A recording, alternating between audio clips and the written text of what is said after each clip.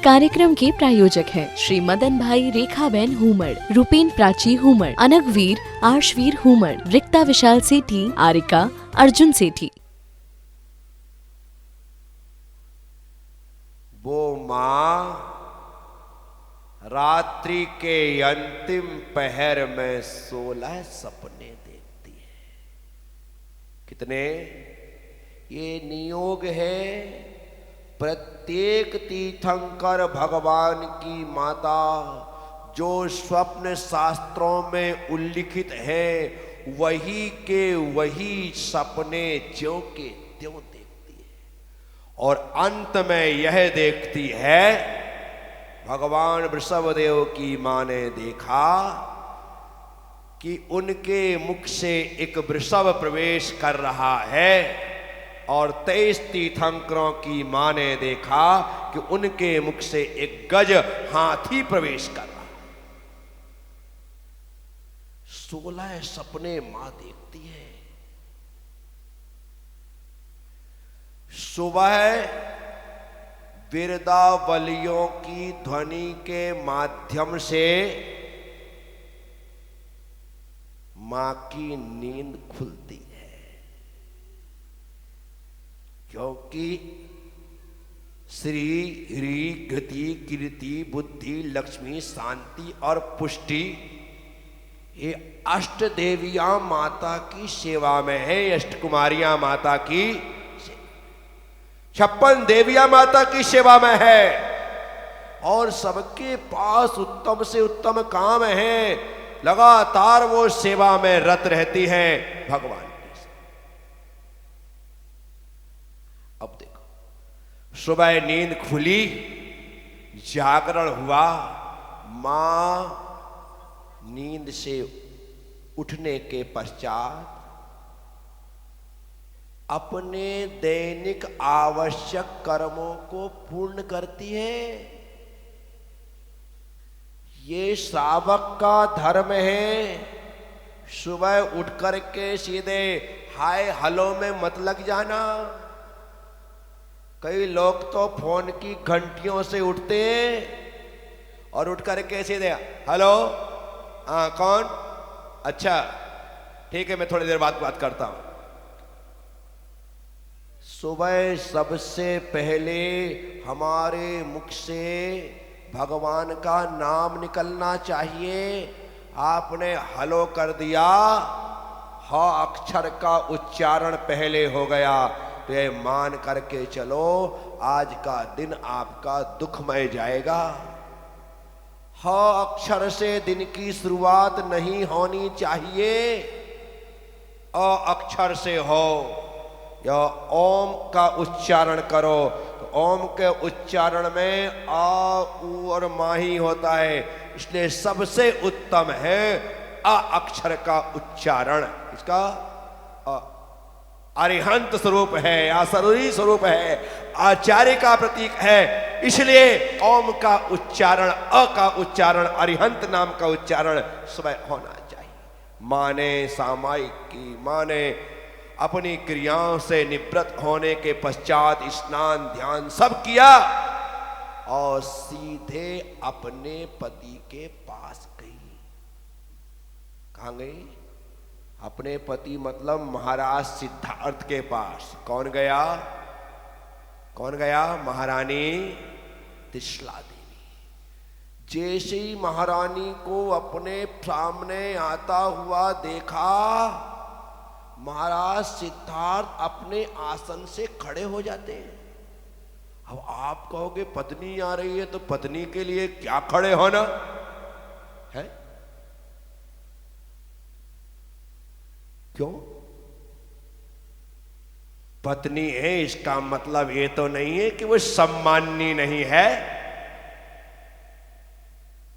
जिसने तुम्हारे सुख के लिए अपने पीहर के समस्त सुखों को छोड़ा है वो कितनी बड़ी त्यागी है। आप एक बार विचार करके तो देखो कि सब कुछ छोड़ दिया और वहां से एकदम अंधा विश्वास, कैसा घर होगा, कैसी मम्मी जी होंगी, कैसे पापा जी होंगे, कैसे स्वामी जी होंगे, कैसा देवर होगा, कैसी ननंद होगी, कैसी भाभी होगी, कैसी जेठानी होगी, कैसी देवरानी होगी, कैसे दादा ससुर होंगे, कैसी दादी सास होगी, वो सब कैसे होंगे, नाते रिश्तेदार कैसे होंगे, मेरा वहां पर कैसे गुजर बसर चलेगा, इन सब को अंदाज करते हुए ऐसे अनजाने घर में प्रवेश कर दे। और छोटी सी बाल अवस्था में नहीं कि जब बुद्धू थी तब आई है, बालिग होने के बाद, समझदार होने के बाद उसने प्रवेश किया है। विचार करना कि जिसने इतना बड़ा समर्पण किया है उसके लिए उस परिवार का क्या दायित्व और क्या कर्तव्य होता है, उस परिवार को सोचना चाहिए। जिन परिवारों में अपनी बहू के साथ सौतेला व्यवहार होता है, मुझे लगता है कि इन लोगों ने अपनी बेटी में और दूसरे की बेटी में फर्क किया है। देखना यहां सासुओं की स्थिति,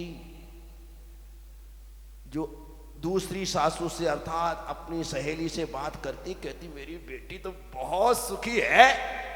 बोले कि क्या बात है? कंवर साहब तो उससे पूछे बिना कुछ भी नहीं करते, जैसा कहती है वैसा ही करते हैं। बहुत ही गजब घर मिला है भाई, बहुत सुखी है मेरी बेटी।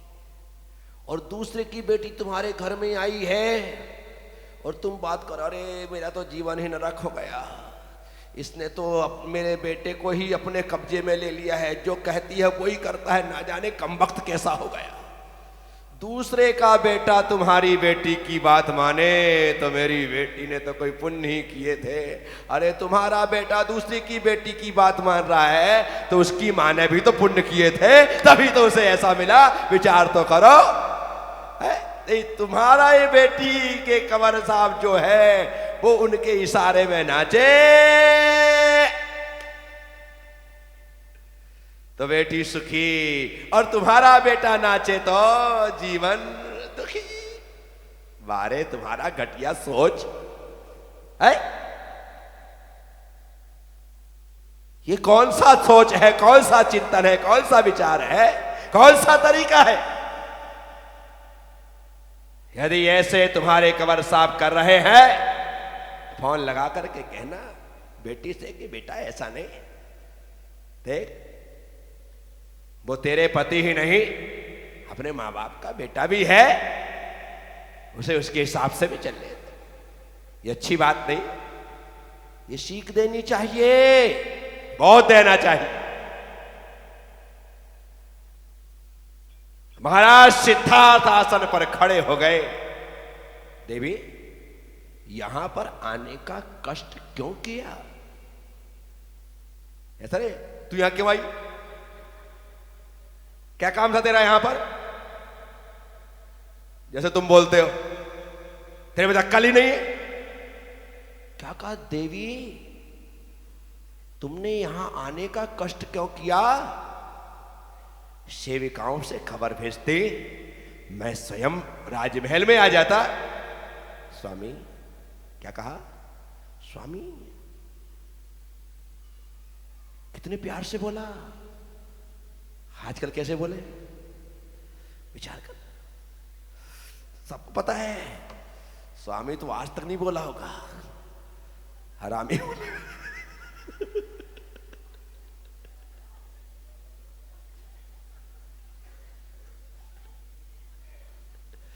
स्वामी, आज बात ही ऐसी है, कोई विशेष बात थी, इसलिए मैंने आपको बुलाना मुनासिब नहीं समझा। मुझे लगा कि जो कुछ मैंने देखा है मैं स्वयं चल करके आपको बताऊं। क्या देखा है देवी? स्वामी, आज रात मैंने 16 सपने देखे। सोती थी मैं स्वामी होके नींद में मगन, नींद में मगन, नींद में मगन, सोते हुए देखे मैंने 16 सपन, 16 सपन, 16 सपन। सोती थी मैं स्वामी होके नींद में मगन, नींद में मगन। सोते हुए देखे मैंने 16 सपन, सोते हुए देखे मैंने 16 सपन। पहला सपना देखा मैंने एक ऐरावत हाथी, दूजे में एक शेर को देखा जिसकी शोभा भाती। ऐसे करके पूरे के पूरे 16 सपने गिनाए और कहा, स्वामी अंत में मैंने देखा कि एक गज मेरे मुख से प्रवेश कर रहा है। तब महाराज सिद्धार्थ ने कहा, देवी तुम महान पुण्यवान हो, आज तुम्हारे पुण्य के आगे तीनों लोकों का पुण्य भी बौना पड़ गया है। आज स्वयं साक्षात तीर्थंकर भगवान ने तुम्हारे गर्भ में प्रवेश किया है। तुम्हारे सौभाग्य का क्या कहना, धन्य हो तुम, धन्य हो तुम, धन्य हो तुम। इतना कहना था कि महारानी त्रिशला रोमांचित हो जाती है, ये कि एक रोम खड़े हो जाते हैं, आनंद से भर जाती है कि मेरा ऐसा पुण्य ना जाने पिछले जन्मों में वैसा ऐसा कौन सा पुण्य किया होगा कि स्वयं भगवान ने स्वर्ग से चय करके मेरे घर में स्थान को ग्रहण किया है। मेरा अति पुण्य है। साथियों, यह पुण्य की प्रबलता होती है तब तीर्थंकर भगवान गर्भ में प्रवेश करते हैं। मां के उस गर्भ धारण की स्मृति के कारण ही आज भी प्रत्येक मंदिर के उस स्थान को गर्भगृह कहा जाता है जहां भगवान विराजमान होते हैं। बिल्कुल जैसे भगवान मंदिर में विराजमान होते हैं वैसे ही भगवान मां के गर्भ में विराजमान होते हैं। तुम्हारी हमारी तरह वो बच्चा उल्टा लटका नहीं रहता है। बिल्कुल जैसे स्फटिक की मंजूषा में कोई उत्तम से उत्तम रत्न रखा हो, वैसे मां के गर्भ में भगवान आकर के विराजमान होते हैं। साथियों, मैं लोगों से कहता हूं, मैं माताओं से कहता हूं कि तुम्हारी कोख की इतनी पावनता नहीं है कि तीर्थंकर भगवंत को जन्म दे सको, लेकिन कम से कम तुम्हारी कोख से जिस बच्चे ने जन्म लिया है उसे ऐसे संस्कार देना कि वो भगवंत ना सही संत तो बन सके, और संत ना सही संत का सेवक तो बन सके। इतना भी बहुत है। हमारे घर में भगवंत नहीं संत तो आ सकते हैं। मेरी मां सौभाग्यशाली थी कि उसने 7 बच्चों को जन्म देने के बाद 8वें बच्चे के रूप में एक संत को जन्म दिया, एक मुनि को जन्म दिया। साथियों, मैं आप सबसे कहता हूं, भगवान गर्भ में आ गए। गर्भ में आने के बाद मां को उन्होंने कष्ट नहीं दिया। मां को कष्ट, सबसे बड़ी बात ये होती है, भगवान तो गर्भ में वृद्धि को प्राप्त होते हैं, लेकिन गर्भ वृद्धि को प्राप्त नहीं होता, उधर नहीं बढ़ता है। पेट ज्यों का त्यों कोई देख करके कह नहीं सकता कि माँ ने गर्भवती है, गर्भ धारण कर रखा है। क्यों? क्योंकि माँ जो है और तीर्थंकर भगवान जिस योनि में आते हैं उस योनि का नाम कूर्मोन्नत योनि है। कौन सी योनि है? कूर्मोन्नत। कूर्म का मतलब होता है कछुआ। बोलो, कछुआ। पूर्व उन्नत। तो कछुए की जो पीठ होती है ना, जब कछुआ चलता है और उसे कहीं संदेह होता है तो अपने चारों पैर और सिर को अंदर करके संकुचित कर लेता है, फिर उसकी पीठ पर गोली भी चलाओ तो मरता नहीं है। ऐसी ढाल होती है उसकी, गोली चढ़ जाएगी, कछुए को कुछ नहीं होगा। विचार कर। अब कुर्मोन्नत योनि है मां की, पहले से ही उदर की संरचना ऐसी है कि अंदर ही अंदर भगवान का शरीर बढ़ता है, लेकिन पेट कभी बढ़ता हुआ दिखाई। मां को बेचैनी नहीं होती, मां को उल्टियां नहीं होती, मां को बीमारियां नहीं होती, मां की आंखों के कागज कालापन नहीं आता, मां के स्तन में कालापन नहीं आता, ये कुछ भी नहीं हो रहा है। तीर्थंकर भगवान गर्भ में वृद्धि को प्राप्त हो रहे हैं और धीरे धीरे करके वह समय निकलता है। ये 9 महीने बड़े महत्वपूर्ण होते हैं। मां गर्भ के समय में जिस तरह के भाव करती है, बच्चों में वैसे ही भाव आते हैं। माँ जिस प्रकार के संस्कार गर्भ अवस्था में बच्चों को देती है, वैसे ही संस्कार उसके भीतर आते हैं। इसलिए गर्भ की अवस्था के वो 9 महीने माँ को अपने अनुसार से नहीं, बच्चों के संस्कार के अनुसार से जीना चाहिए। ये बच्चा उत्तम से उत्तम रूप से इस धरती पर जन्म ले। ऐसी साथियों, देखते देखते समय निकलता गया, गर्भ बढ़ता गया, बढ़ता गया, और जब 9 माह पूर्ण होने को आए तो पिता उत्सुक है, मां स्वयं उत्सुक है।